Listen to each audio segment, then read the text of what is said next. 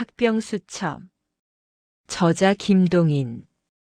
이 손이 사람을 죽였다. 이 주판이나 놓고 편지나 쓰고 하던 맵신하고 아름다운 손이 사람을 죽였다. 전쟁 마당에서 한 병정이 적병 몇백쯤을 죽였다 기로써니 무엇이 신기하고 무엇이 이상하랴만 이 맵신하는 손으로 잡은 총검이 적인 호주 출신의 영국군의 가슴에 쿡 틀어박혀서 그를 즉사하게 한 것이다. 무슨 은원이 있을 까닭도 없고 무슨 이해관계가 있을 까닭도 없는 생면부지의 사람 단지 나는 일본군의 한 사람이고 저는 영국군의 한 사람이라는 인연으로 오늘 내 칼 아래 가련한 죽음을 한 것이었다. 그리고 내 칼이 만약 10분의 1초만 늦었더라면 그의 칼이 내 가슴에 박혀서 내가 도리어 가련한 죽음을 할 것이 아니었던가.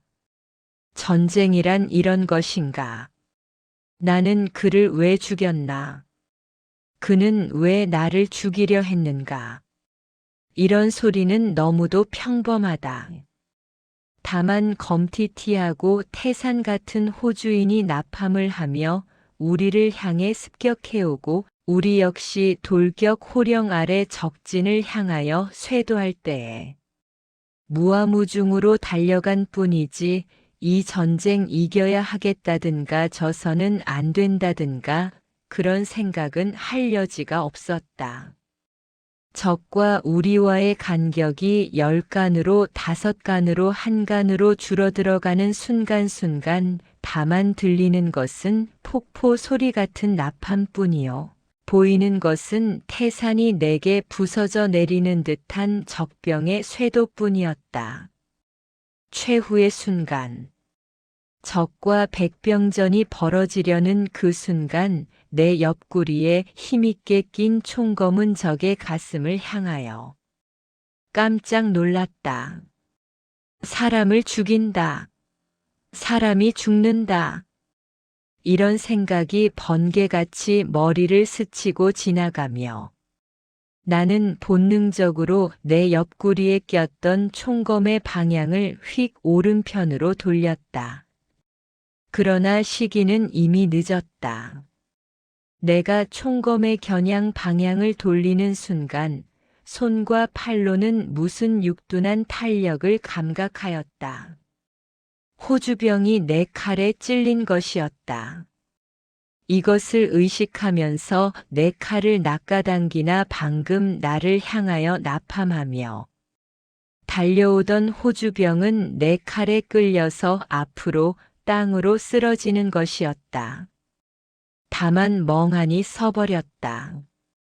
이곳이 전장이라는 것도 있고 방금 나와 한 적병이 단병 접전을 하여 내가 이겼다는 것도 있고 다만 망연히 서버렸다. 우군이며 적군이며 연하여 내 곁으로 혹은 내 앞으로 무엇이라고 부르짖으며 달려간다.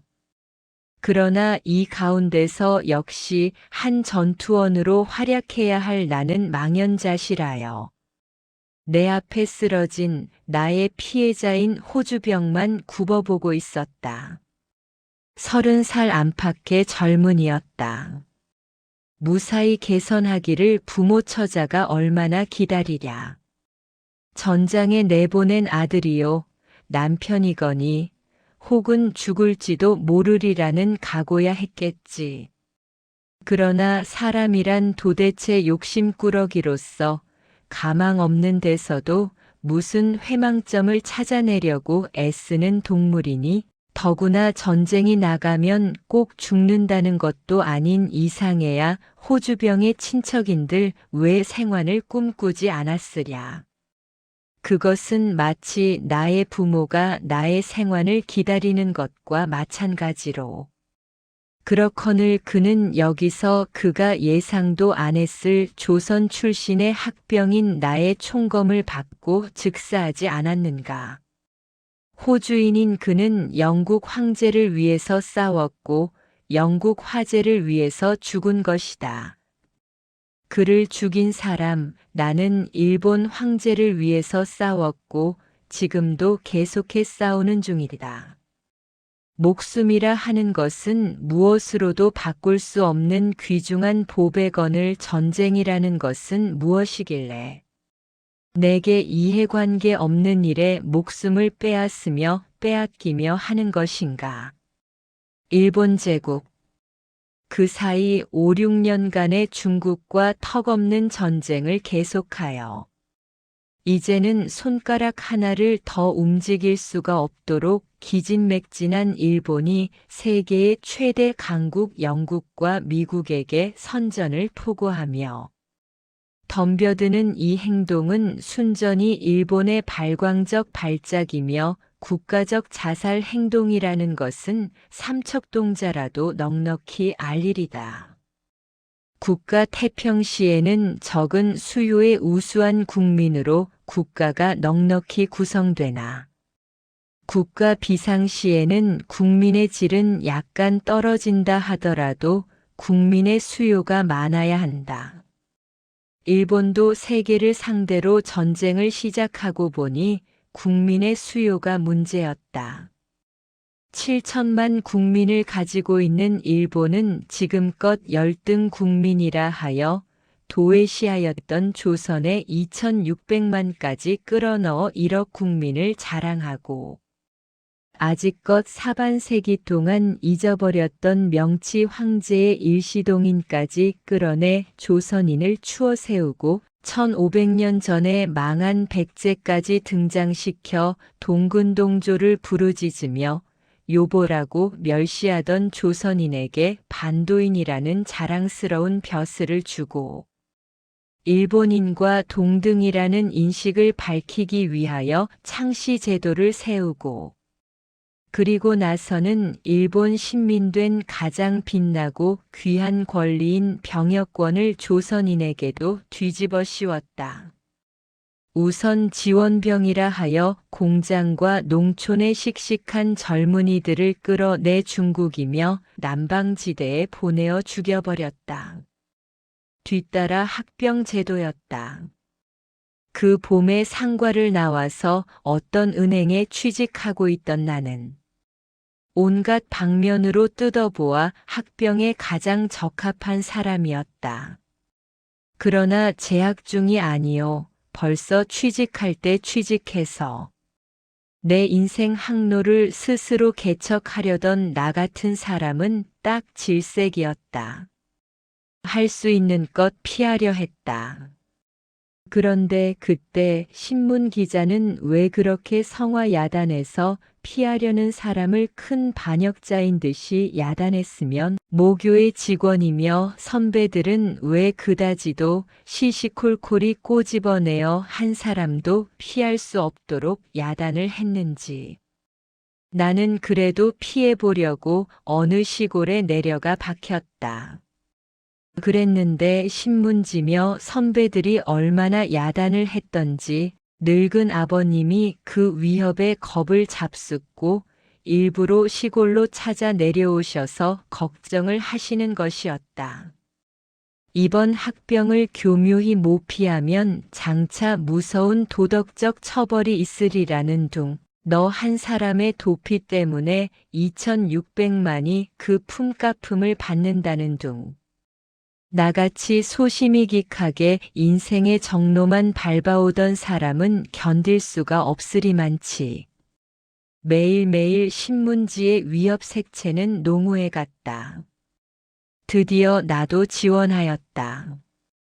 나 자신보다도 노부모의 걱정이 더 보기 어려워서 좌우간 자식을 전쟁 마당에 내보내는 것보다도 신문지의 질책은 더 겪기가 어려웠던 것이 사실이다. 내가 어버님께 학병 지원하겠습니다. 고 여쭐 때 아버님은 긴 한숨을 내쉬시면서 잘 생각 돌렸다. 나도 이제 나 마음 놓았다 하신 것만으로도 신문지며 모교 당국의 뒤채근이 얼마나 흑심했는지 알 수 있을 것이다. 학병, 영예의 학병, 학창에서 국문으로, 펜 대신에 칼자루를, 학병으로 명예의 이병을 하는 날, 모교의 선배며 동창 사회 유지들의 격려며 찬사에 뒤몰려 정거장 저편. 어둑신한 모퉁이에 혼자 초연히 서 계신 늙은 아버님께 하직 인사도 못 드리고, 반자이, 반자이, 에 범벅되어 기차 안에 몸을 실은 나였다. 운 좋으면 혹은 다시 배울 기쁨의 날이 있을지도 모르지만 지금의 이 가혹한 전쟁에서는 생화는 도저히 얘기할 수 없는 바라 조용히 하직도 못하고 기차에 몸을 실음에 눈물만 멈출 수 없이 흐를 뿐. 조선인이요 학병인 우리의 가질 마음보는 좀 색채 다른 것이 아닐 수 없었다. 일본인인 황군은 싸움 마당에서 어떤 실수가 있다 할지라도 그 책임은 한 개인에게 있다. 비겁한 놈, 어리석은 놈. 이것으로 문제는 끝이 난다. 그러나 조선 출신의 병정은 그렇지 않다. 무엇을 실수하든가 잘못하면 조선인은 저렇다. 조선인은 할 수 없다. 만사가 그 개인의 행동이 아니고 조선인이라는 민족 배경의 일원으로 잡힌다. 그러니 모든 일은 용이 주도하게 하여서 그 욕이 민족 전체에 미치지 않도록 하는 것, 이것이 우리의 책임이다. 꿈을 세우기보다 흠집 안 보이게 트집 안 잡히게. 우리의 전쟁 방식은 전전긍긍하였다. 싸움의 형세는 분리해가는 것이 분명하였다. 한 지역을 한동안이나마 지탱을 못하고 온 해군 병력은 동남 태평양을 포기하고 서남 태평양과 일본 본토로 압축되어 들어가는 모양이었다. 이번 전쟁 벽두에 점령하였던 이곳. 필리핀 군도도 다시 적의 포위권 내에 들어서 그 형세 매우 위태로운 형편이다. 육탄 혹은 인탄이라는 것이 있다. 탄환 대신으로 사람의 몸뚱이를 내놓는 것이다. 자고로 사람의 목숨의 존귀성을 인정하지 않는 일본식 무사도는 이 전쟁에서도 충분히 발휘되어 전쟁 벽두에 진주만 기습이 사람. 어뢰로 시작된 것을 실마리 삼아 꾸준한 인탄으로 유지되어 오는 것이 이 전쟁의 특색이었다. 적은 한 개 사람의 생명을 대신하기 위해서는 몇 천만 몇 억의 재정을 뿌리기를 아끼지 않는데 반하여 일본군은 한 알의 대포 탄환을 절약하기 위해서 수십 명의 사람의 목숨을 내던지기를 주저하지 않는다. 이 지역 전쟁에서 발령된 소위 특공대가 그 좋은 예다. 젊은 병정들의 목숨을 무더기로 내던져서 겨우 적의 한 척의 배, 한 대의 비행기를 없애버리면 이로써 대성공이라 한다. 이러한 견해와 이러한 사상을 가져야 할 일본 군인의 한 사람으로 되어 현재 나와 있는 나라, 온갖 것이 나의 사상 혹은 주의와 상합되지 않는지라 매우 난처한 때가 많았다. 저 조선인 하는 노릇 보아라. 조선인은 저 꼴이다. 나 한 사람의 실수 때문에 애꿎은 동포에서 욕이 돌아간다 하면 이야말로 장차 조상의 영전에 배울 면목이 없다. 나는 나의 젊은 넋이 지휘하는 대로 가장 용감스럽게, 가장 대담하게 내 임무를 치러나갔다. 그러나 나는 일본군의 자랑인 기리코미대, 돌격대에는 한 번도 참가해 본 일이 없었다.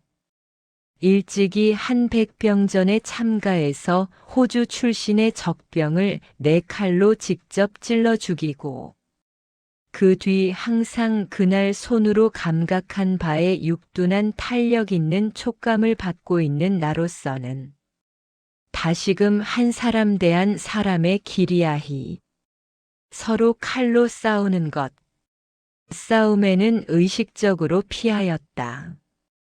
전쟁에서 적병을 죽이는 것은 당연한 일이나 보이지 않는 먼 곳에서 총알로거나 혹은 비행기에서 폭탄으로거나 이러한 무기로 적군을 공격하는 것은 괜찮지만 내 손으로 직접 적의 가슴을 찔러서 육둔한 탄력성을 내 손으로 감각하는 그 기분은 회상만 하여도 지긋지긋하고 소름이 돋았다.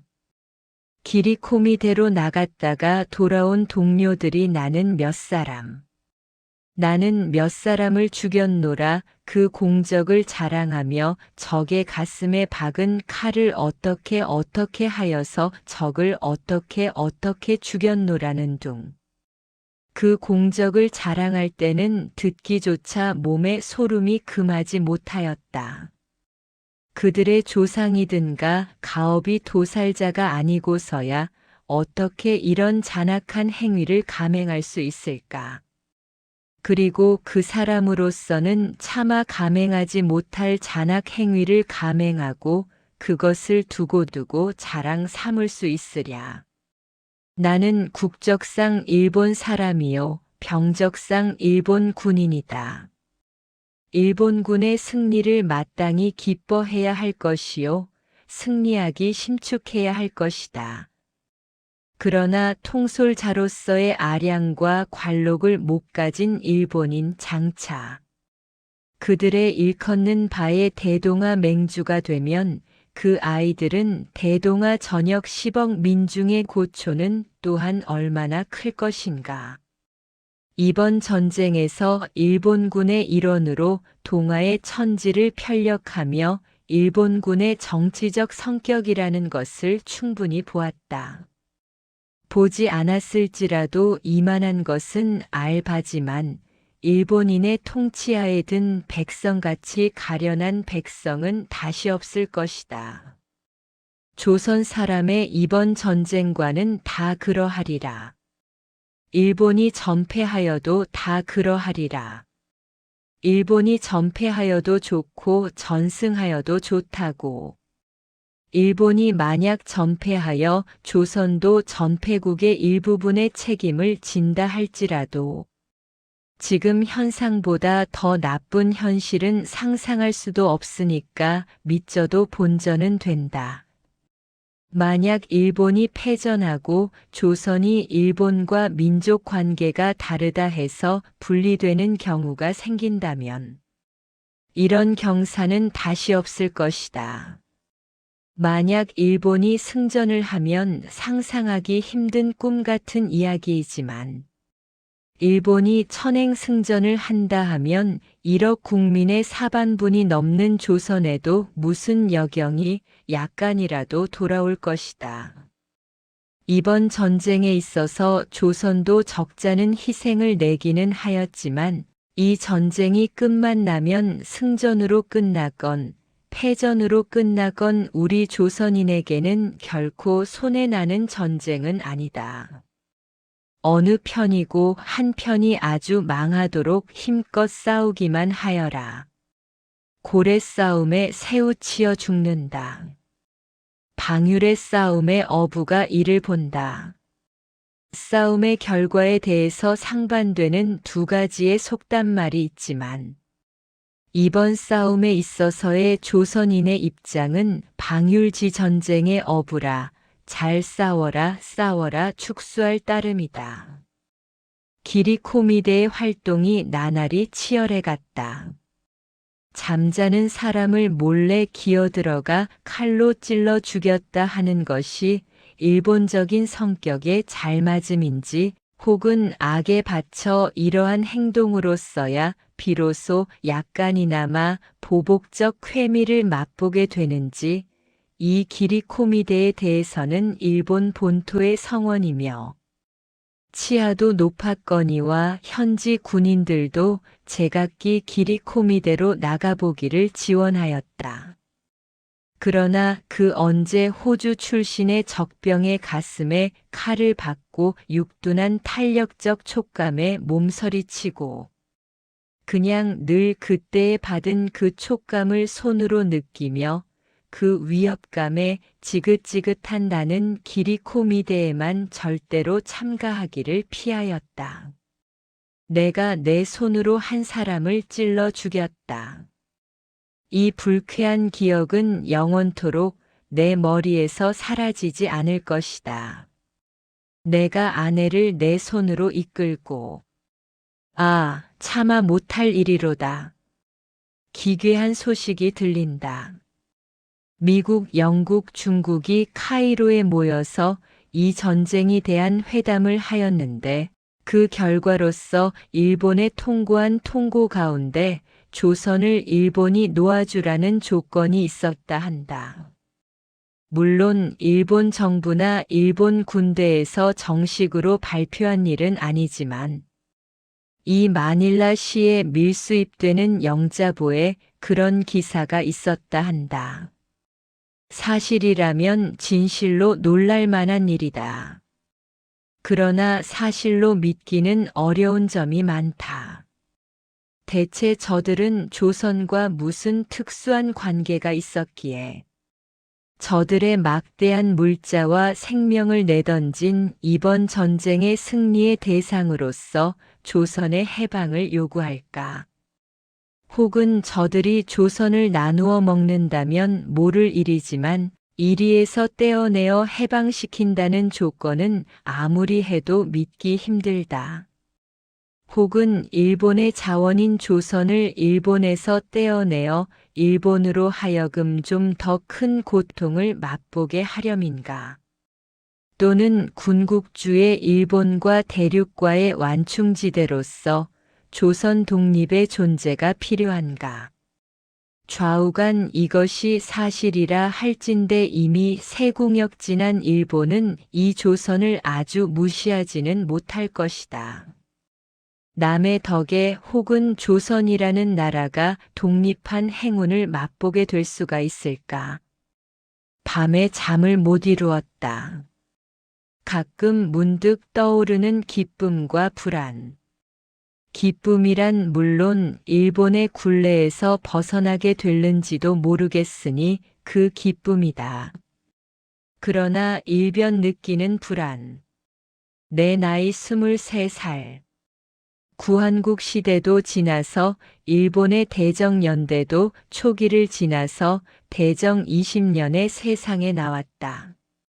어버이는 당당한 조선 신민이라 하나 나는 조선이며 한국이 소멸하고 일본 제국에 병합된 이후에 났으니 엄정한 의미로는 나면서부터 일본인이다. 조선 신국가가 건설이 되면 부모는 진정한 조선인이지만 당자는 나면서부터 일본인인 우리 같은 사람의 처우를 어떻게 해줄는지 나면서부터 일본인이요 지금껏 자라는 내내를 일본 국가 비상시국을 하고 넘은 관계로 어려서부터 교육의 황도 정신을 머리에 처박아 오늘까지 이른 우리라. 열렬한 민족주의자인 아버지를 가진 나 같은 사람은 예외이거니와 30세 이하의 청소년에게는 일본인 성격과 일본인적 사상과 일본 황도에 젖은 사람이 태반이다.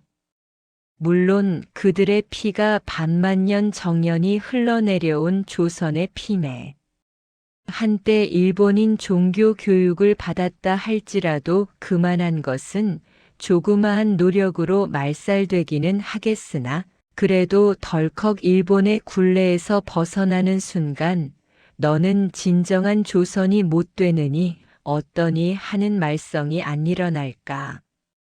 청소년이 없이 국가는 존립하지 못한다. 조선이 일본에 병합된 지 근 40년, 청소년 및 장년의 일부분까지도 조선이라는 나라가 없어진 뒤에 세상에 나온 사람이다.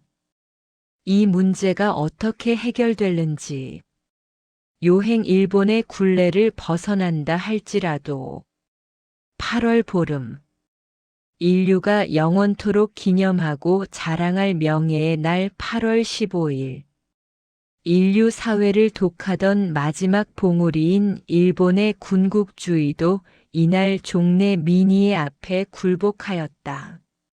일찍이는 신이라 하여 신생하던 일본 황제가 몸소 마이크 앞에 서서 흐느껴가면서 카이로 선언과 포츠담, 선언을 무조건 따르노라는 포고를 하였다.